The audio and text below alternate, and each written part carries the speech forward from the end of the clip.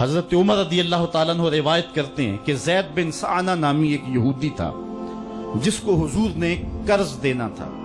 آقا کریم علیہ الصلوۃ والسلام دو جہاں کے مالک ہیں، لیکن حضور کا فقر اختیاری تھا۔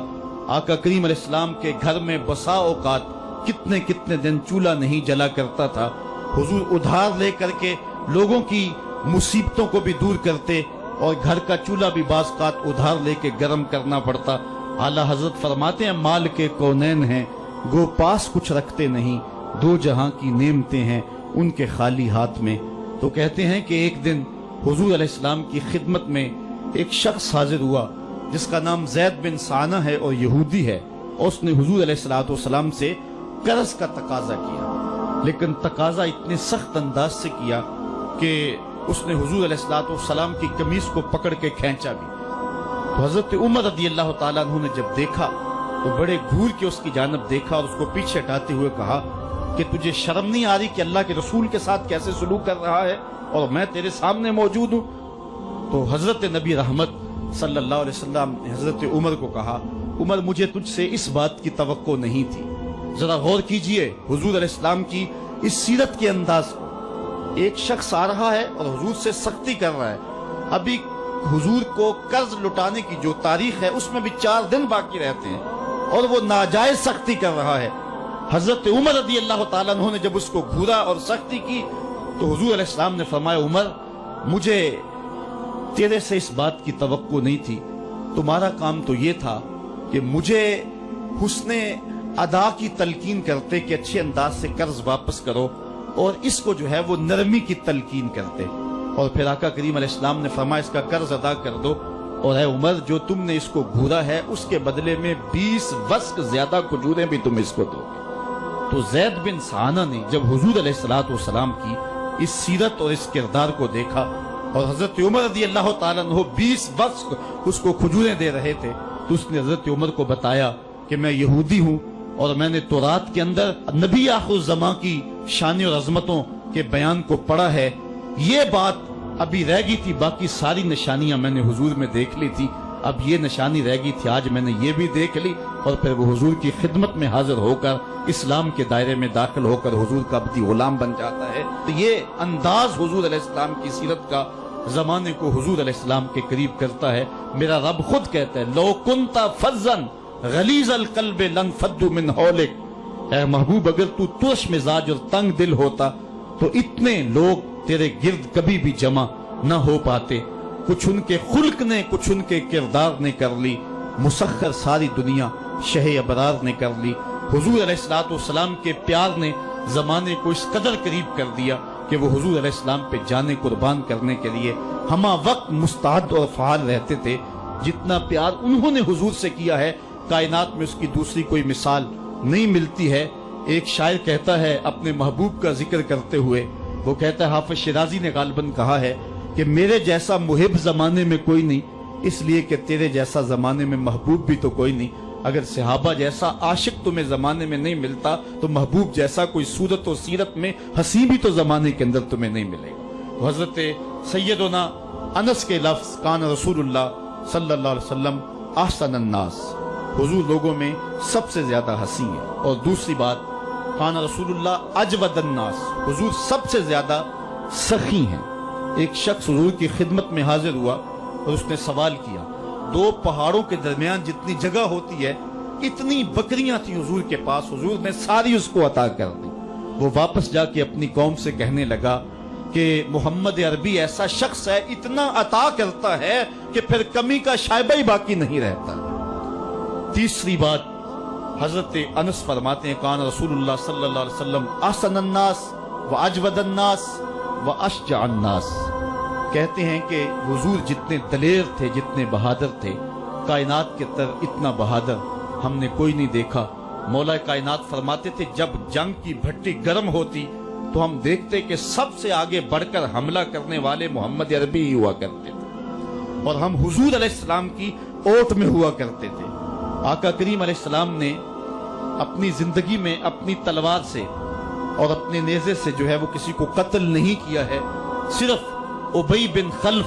وہ بد نصیب شخص تھا جس نے کہا تھا کہ میں نے گھوڑا رکھا ہے جس کو 16 رتن مکئی کے دانے روز ڈالتا ہوں اور اس گھوڑے کے اوپر سوار ہو کے میں آؤں گا اور اے محمد معاذ اللہ آپ کو شہید کر دوں گا، تو حضور علیہ السلام نے فرمایا اللہ نے چاہا تو میں تجھے قتل کروں گا۔ اور پھر غزوہ احد کے موقع پہ جب وہ آیا، کہنے لگا کہ میرا راستہ چھوڑ دو، اور پھر وہ گھوڑا لے کر کے آگے بڑھا۔ صحابہ آگے بڑھنے لگے تو حضور نے فرمایا پیچھے ہٹ جاؤ۔ حضرت حارث بن سما سے حضور نے چھوٹا سا نیزہ لیا اور آگے بڑھ کے اللہ کے محبوب علیہ السلام نے اس کے گلے کے قریب اس کا ہلکا سا کچوکا دیا اور چھوٹا سا زخم اس کی گردن پہ لگا تو وہ بھاگتا تھا اور چیختا تھا اور کہتا تھا کہ قاتلنی محمد، محمد نے مجھے قتل کر دیا ہے۔ لشکر والوں نے کہا ابی بن خلف عجیب بات ہے، ایک چھوٹا سا زخم ہے اور تو اتنا شور ڈال رہا ہے۔ اس نے کہا تم نہیں جانتے ہو کہ مجھے کتنی اس کی تکلیف ہو رہی ہے، اگر میری اس تکلیف کو پورے لشکر میں بانٹ دیا جائے تو سارا لشکر مر جائے، جو تکلیف مجھے محمد کی اس ضرب سے پہنچی ہے۔ اس نے کہا مجھے محمد نے کہا تھا کہ تجھے میں قتل کروں گا، اس نے تو پھر مجھے نیزہ مارا ہے، مجھے یقین ہے کہ اگر وہ میری جانب غصے سے تھوک بھی دیتا میں پھر بھی نہ بچ سکتا۔ تو یہ حضور علیہ السلام کی جو ہے وہ دلیری اور بہادری کے قصے ہیں کہ آقا کریم علیہ السلام کی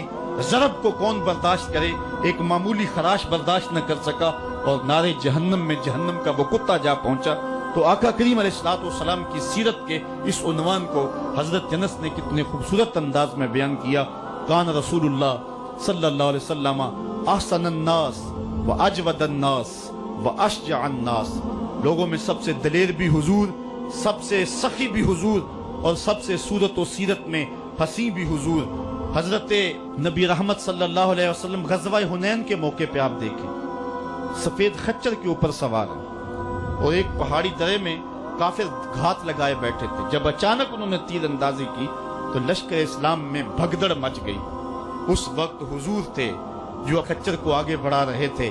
حضرت عباس رضی اللہ تعالیٰ عنہ رکاب تھامے تھے اور آقا کریم کہہ رہے تھے انا نبی لا کذب انا ابن عبد المطلب، میں نبی ہوں اس میں کوئی جھوٹ نہیں، میں عبد المطلب کا بیٹا ہوں۔ تو حضور علیہ السلام کا یہ انداز کہ جب میدان کے اندر بھگدڑ مچی ہے تو سب سے آگے بڑھ کر کے کفار پر حملہ کرنے والے سفید خچر کے اوپر مصطفیٰ ہیں۔ علماء نے حضور کی بہادری کے اس قصے کو بیان کرتے ہوئے فرمایا جنگوں میں خچر کا سفید ہونا، ایک تو خچر کا ہونا بہادری پہ دلیل ہے اس لیے کہ گھوڑے رکھے جاتے ہیں کہ بھاگنا آسان ہو، اور دوسرا مٹیالے رنگ کے جو ہیں وہ جانوروں کی سواری کی جاتی ہے، یہ فوج کی وردی کا رنگ مٹیالہ، اس کی حکمت بھی یہ ہے۔ لیکن آقا کریم علیہ السلام سفید خچر پہ جو ہے وہ سوار تھے۔ حضور اتنے شجاع تھے، اتنے بہادر تھے، میدان میں بھاگنے کے لیے نہیں آتے تھے بلکہ حضور کفر کے چھکے چھڑانے کے لیے میدان میں داخل ہوا کرتے تھے۔ آقا کریم علیہ السلام کی سیرت کا وہ کون سا پہلو ہے اور وہ کون سا رنگ ہے جس نے معاشرے کو روشنی اور معاشرے کو اجالا نہیں دیا؟ آج میرے اور آپ کے آقا و مولا کی یہ سیرت ہمیں حضور علیہ السلام کی محبت کا حقدار بنائے گی۔ حضور اس دنیا کے اوپر مکارم اخلاق کی تکمیل کے لیے جلوہ گر ہوئے اور قرآن آپ کے خلق کی گواہی ہے، اس لیے حضور کی سیرت کو اپنانے کا تقاضا یقیناً آج کی اس بابرکت محفل میں آج کا یہ اجتماع ہم سے کر رہا ہے۔ ہم اپنی زندگی کو اور طرز حیات کو حضور کی سیرت کے سانچے میں ڈھال کر کے زندگی کی ایک ایک سانس اور ایک ایک لمحہ حضور کے نام پہ گزار دیں گے۔ اور آقا کریم علیہ السلام نے جس انداز سے اپنا خوبصورت زمانہ اور حیات ظاہری کا وقت گزارا اور ہمارے لیے روشنی چھوڑی، وہ قیامت تک آنے والی نسلوں کے لیے ایک اجالا ہے۔ امت مسلمہ بھانج نہیں ہے کہ اس کو عبادات کا طریقہ کسی اور جگہ سے لینا پڑے اور حسن اخلاق کسی اور جگہ سے لینا پڑے، اس کو قوانین کسی اور جگہ سے لینے پڑیں اور ان کو جو ہے وہ اپنی عائلی زندگی کا نظام کسی اور جگہ سے لینا پڑے۔ ہماری زندگی کے سارے نمونے مصطفیٰ کریم کی ذات میں موجود ہیں۔ میرے رب نے کہا لَقَدْ كَانَ لَكُمْ فِي رَسُولِ اللَّهِ أُسْوَةٌ حَسَنَةٌ، حضور کی زندگی تمہارے لیے بہترین نمونہ ہے۔ اللہ حضور کی زندگی کا نور ہمارے من میں اتار دے، ہمارے باطن کو حرارت اور نور اور اجلا پن نصیب کرے۔ کار ما آخر شدو آخر ز ما کار نشد، مشت خاک ما غبارے، اونچا یار نشد، و آخر دعوانا ان الحمدللہ رب العالمین۔